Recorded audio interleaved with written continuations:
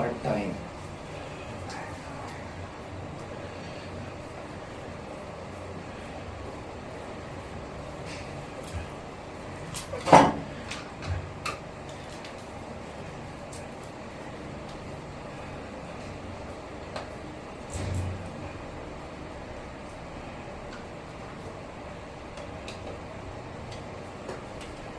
Yeah, yun na. Ano, okay lang?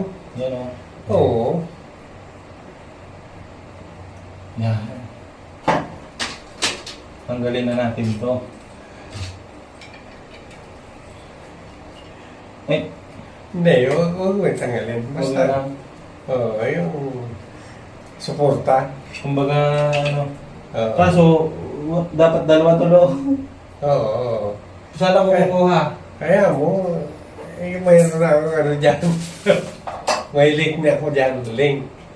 Hindi link. Diyan ako kukuha lo eh. Ha? Saan ako kukuha ng tubig? Kaipuhan ko. Hindi, halin mo na. Hello guys, at eto na. Titingnan natin yung ating part-time na natapos ngayong araw, ano? So ayan, gumawa tayo ng sariling saksakan dyan, dito, papunta doon, malinis yan. Ayan. At papunta doon sa breaker. Ayan, may breaker dyan. At out dito yan sa unit natin, ano? Since nakasaksak doon, nakasaksak yung 220, touchscreen tayo guys, yan. Ganyan lang. So yung P1, siguro yung preference 1 is hanggang 32 degrees siya kung gagamitin mo. Kung P2 naman hanggang ito hanggang 32 degrees din. I don't know. Basta hanggang P2, P3, P4, P5, P6, P7, yan. Pinaka higher temperature. So, P1 muna tayo. Testingin natin. So, ayan. Ayan, testingin natin na. Ayan, i-on ko. Ayan.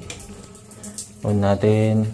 Ayun, bakit naging 40? 37, 36. Oh, ayan, hindi. Hanggang 32 lang talaga yan. Yung P1 niya, no?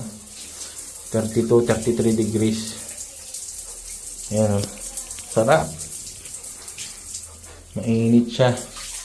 33 degrees siya. So, yung P, hindi ko alam, preference or iba yun. So, tapos tayo ngayon sa ating installation ng heater. Taglamig na ngayon.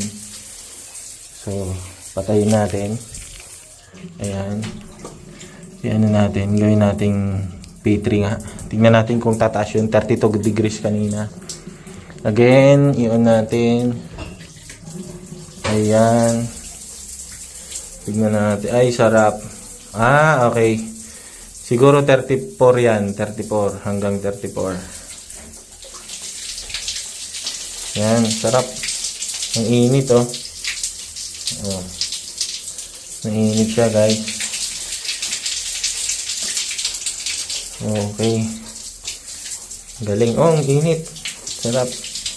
38 degrees siguro yun. 39. Yung mode number 3. So, kung tapos ka na maligo, touchscreen, since touchscreen naman to, pipindutin mo lang yan.